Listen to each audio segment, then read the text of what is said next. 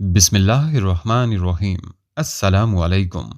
درویش T V کے معزز خواتین و حضرات، پیارے نبی محمد صلی اللہ علیہ وآلہ وسلم کی شریعت پر جن محترم لوگوں نے احسن طریقے سے عمل کیا اور جنہوں نے اپنی زندگیاں سنت نبوی میں گزار دیں، انہیں اولیاء اکرام کہا جاتا ہے۔ انہی مقدس و محترم اور برگزیدہ ہستیوں میں نہایت ہی معتبر نام حضرت سیدہ رابعہ بصری کا ہے۔ حضرت رابعہ بصری قیامت تک خواتین کے لیے مشعل راہ ہیں۔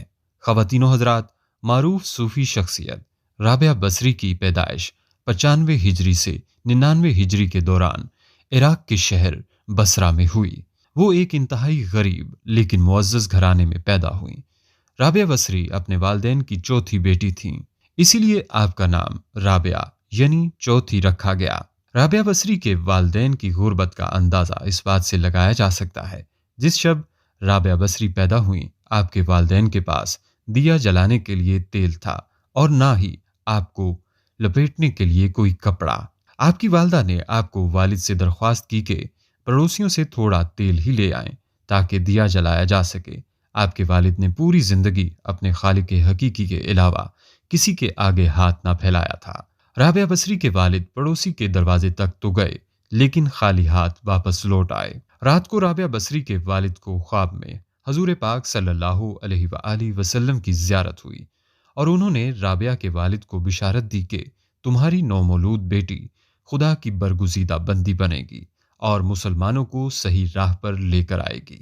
تم امیر بصرہ کے پاس جاؤ اور اسے ہمارا پیغام دو کہ تم امیر بصرہ ہر روز رات کو 100 مرتبہ اور جمعرات کو 400 مرتبہ درود پاک کا نذرانہ بھیجتے ہو، لیکن پچھلی جمعرات کو تم نے درود شریف نہ پڑھا، لہٰذا اس کے کفارہ کے طور پر 400 دینار بطور کفارہ یہ پیغام پہنچانے والے کو دے دو۔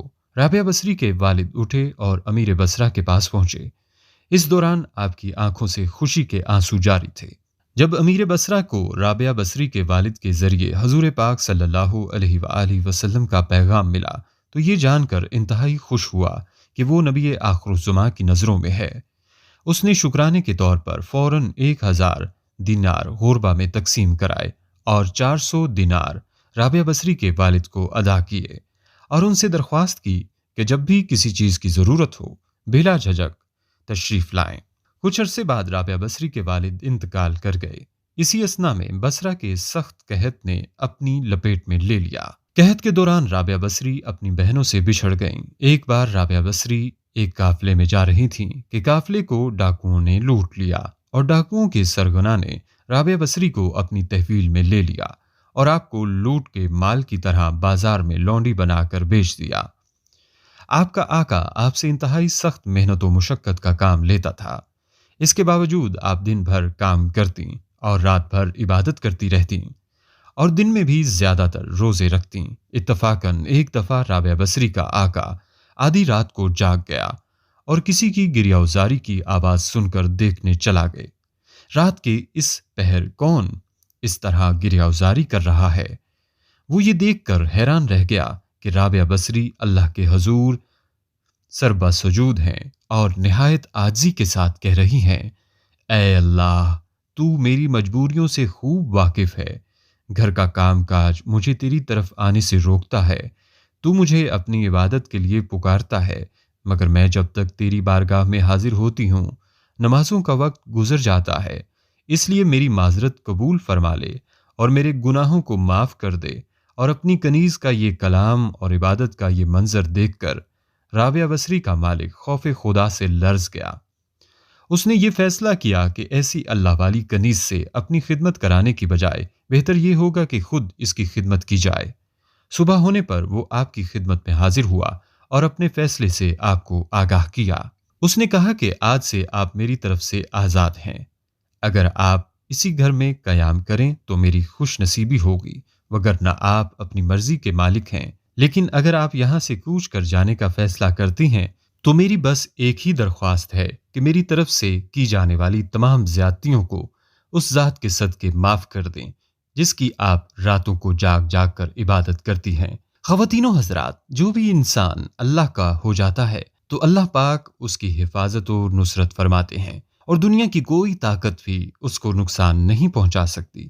خواتین و حضرات، ابتدا میں تو حضرت رابعہ بصری کے حسن و جمال کی دھوم مچی ہوئی تھی، مگر جوانی کے شب و روز انہوں نے یاد الہی میں گزار دیے۔ ان کے چہرے پر پاکیزگی کا ایک ایسا نقاب تھا کہ دیکھنے والوں کی نگاہیں خود بخود جھک جاتی تھیں۔ اسی زمانے میں ایک نوجوان نے انہیں رات کے وقت چاند کی طرح دمکتے دیکھا۔ وہ آپ رحمت اللہ علیہ کو کوئی غیر مرئی خیالی مخلوق سمجھ کر بھاگ کھڑا ہوا، لیکن دوسری صبح جب وہی چہرہ اسے بصرے کے ایک بازار میں نظر آیا تو وہ عقل و خرد سے ہاتھ دھو بیٹھا اور رات دن اسی کے تصور میں رہنے لگا۔ آخر دل کے ہاتھوں مجبور ہو گیا تو لوگوں سے پتہ پوچھتا ہوا حضرت رابعہ بصری کے گھر جا پہنچا۔ آپ کہا کرتی تھیں کہ دل کے دروازے ہمیشہ کھلے رکھو، کیا معلوم محبوب کس وقت دستک دے دے، مگر گھر کے دروازے بند ہوں یا کھلے ہوئے ان کی دانست میں برابر تھے۔ نوجوان کو خلاف توقع ان کا دروازہ کھلا ہوا ملا۔ اس نے اپنے دل کی دھڑکنوں پر بڑی مشکل سے قابو پایا۔ رات کا وقت تھا، اندر چراغ روشن تھا۔ یہ سوچ کر بے باکی سے اندر داخل ہو گیا کہ حال دل سنا دینے میں کیا حرج ہے، زیادہ سے زیادہ انکار ہی تو ہو جائے گا۔ واپسی کا دروازہ بہرحال کھلا ہوا ہے، لیکن جب وہ اندر پہنچا تو وہاں کوئی نہیں تھا، البتہ چھت سے ایسی پرسوز آواز آ رہی تھی جیسے کوئی زیر لب ہجر کا رونا رو رہا ہو۔ نوجوان تیزی سے زینے پر چڑھ گیا۔ حضرت رابعہ بصری عشاء کی نماز سے فارغ ہو کر ثناءخوانی کر رہی تھیں۔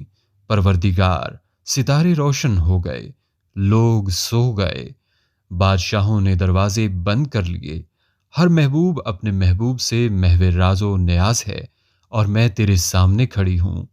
نوجوان پر سکتہ طاری ہو گیا۔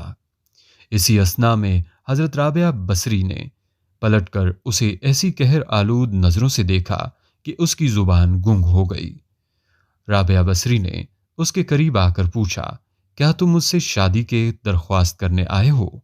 نوجوان نے لرزتے ہوئے ہاتھ سے اپنی زبان کی طرف اشارہ کیا کہ وہ بول نہیں سکتا۔ حضرت رابعہ بصری نے کہا، اس سے پہلے کہ زبان کی طرح تیرا دل بھی چپ ہو جائے تو جس راستے سے آیا ہے اسی راستے سے لوٹ جا۔ وہ جوان صرف آنکھوں سے التجا کر سکتا تھا کہ نیک خاتون میری گویائی مجھے واپس دے دے، میں تیرے مرتبے سے واقف نہیں تھا، مجھ سے غلطی ہوئی، مجھے معاف کر دے، لا علمی ہمیشہ قابل معافی ہوتی ہے۔ اس کے خاموش آنسوؤں کے جواب میں حضرت رابعہ بصری نے کہا، نوجوان، تو نے اگر مجھ سے کوئی زیادتی کی ہوتی تو میں تجھے یقیناً معاف کر دیتی۔ میں نے خود کو بہت پہلے اپنے رب کے حوالے کر دیا تھا، اب یہ معاملہ تیرے اور رب کے درمیان ہے، معافی مانگنا ہے تو اس سے مانگ۔ تو صدق کے دل سے توبہ کرنے کا ارادہ کرے تو شاید توبہ کی خاطر تیری زبان کھل جائے۔ یہ کہہ کر وہ نماز کے لیے کھڑی ہو گئیں۔ نوجوان بھی بے اختیار سجدے میں گر گیا۔ وہ رو رہا تھا، نامعلوم کب تک روتا رہا۔ جب اسے ہوش آیا تو زبان کھل چکی تھی اور توبہ توبہ کا ورد کر رہی تھی۔ بصرہ کے بازاروں میں سال ہر سال تک ایک مجذوب گرمی، جاڑے اور برسات سے بے نیاز ہو کر دیوانہ وار توبہ توبہ کے نعرے لگاتا رہا۔ اس کے نعروں سے بصرے کی راتیں گونج اٹھتی تھیں اور بچے سہم کے ماؤں کے سینوں سے دبک جاتے تھے۔ آخر ایک دن وہ مجذوب اچانک ہی کہیں غائب ہو گیا، پھر کبھی اس کا پتہ نہیں چلا۔ وہ مجذوب یہی مذکورہ جوان تھا جو حضرت رابعہ بصری کی بدولت ہی دربار خداوندی میں مقرب ٹھہرا۔ رابعہ بصری ایک بہت ہی نیک اور عابدہ زاہدہ خاتون تھیں۔ آج لوگ ان کی عبادت کی مثالیں دیتے ہیں۔ جب ان کی وفات کا وقت قریب آیا تو ان کی شاگرد خواتین اور لڑکیاں ان کے ارد گرد بیٹھی تھیں۔ ان شاگردوں نے درخواست کی کہ ہمیں کچھ نصیحت کریں تو رابعہ بصری نے فرمایا کہ کبھی بھی بغیر نکاح کے نہ رہو، اور پھر اپنا واقعہ سنایا کہ میں جب آدھی رات کو مصلی پر بیٹھ کر اللہ کی عبادت کرتی تھی، اس وقت گلیوں میں پھرنے والا چوکیدار جب میرے گھر کے سامنے سے گزرتا تھا تو میرے دل میں برے برے وسوسے آتے تھے کہ اس وقت سارے لوگ سوئے ہوئے ہیں، کوئی بھی نہیں دیکھ رہا۔ یہ تو اللہ کا کرم ہوا کہ اس نے مجھے زنا سے محفوظ رکھا۔ اس واقعے سے آپ اندازہ لگائیں کہ رابعہ بصری جیسی پاک دامن اور عابدہ زاہدہ خاتون کو ایسے وسوسے آ رہے ہیں تو آج کل کے اس گندے معاشرے میں جہاں ہر طرف بے حیائی، بے پردگی اور بے دینی کا ماحول غالب ہے، ایسے میں کون عورت ہے جو اپنے آپ کو بچائے گی؟ فرمایا نکاح کے بغیر زندگی کا اسلام میں کوئی تصور نہیں۔ اللہ تعالیٰ کے نبی صلی اللہ علیہ وسلم نے بھی شادیاں کی اور بیک وقت 9 بیویاں چھوڑ کر انتقال فرمایا۔ اللہ تعالیٰ کے رسول صلی اللہ علیہ وآلہ وسلم صبح کرتے اس حال میں کہ اہل و عیال کے پاس غربت کے باعث کھانے کو کچھ نہ ہوتا، اور شام کرتے تو بھی یہی حالت ہوتی، مگر اس کے باوجود 9 بیویاں چھوڑ کر انتقال فرمایا۔ اللہ تعالیٰ کے نبی صلی اللہ علیہ وسلم نے بغیر نکاح کی زندگی گزارنے سے منع فرمایا ہے۔ خواتین و حضرات، ایک دفعہ حضرت حسن بصری رحمۃ اللہ علیہ نے حضرت رابعہ سے کہا کہ آپ شریعت کے مطابق شادی کر لیں۔ فرمایا نکاح و شادی اس کے لیے ہے جس کا کوئی وجود ہو، یہاں نہ میرا کوئی وجود ہے اور نہ میں اپنی آپ مالک ہوں، اللہ تعالیٰ کی مملوک ہوں۔ ایک دفعہ کچھ اور لوگوں نے بھی آپ سے کہا کہ آپ شادی کر لیجئے۔ فرمایا اگر 3 فکروں سے مجھے بے فکر کر دیجئے تو میں ضرور شادی کر لوں گی۔ اولاً آیا میں دنیا سے اپنا ایمان سلامت لے جاؤں گی؟ ثانیہ روز حشر میرے دائیں ہاتھ میں ہی نامہ اعمال دیا جائے گا۔ ثالثاً قیامت کے روز جب لوگ دائیں جانب سے بہشت میں اور بائیں جانب سے دوزخ میں پہنچائے جائیں گے تو مجھے کس جانب سے پہنچایا جائے گا؟ لوگوں نے کہا کہ اس کا علم تو خدا ہی کو ہے۔ فرمایا تو پھر جیسے اتنے عظیم افکار و اقمام پیش ہوں، وہ بھلا کیا شوہر کر سکتی ہے؟ رابعہ بصری نے تقریباً 88 سال کی عمر پائی۔ آپ نے آخری سانس تک عشق الہی کی لذت و سرشاری کو اپنا شعار بنائے رکھا، یہاں تک کہ اپنی آخری سانس تک معبود حقیقی کی محبت کا دم بھرتی رہیں۔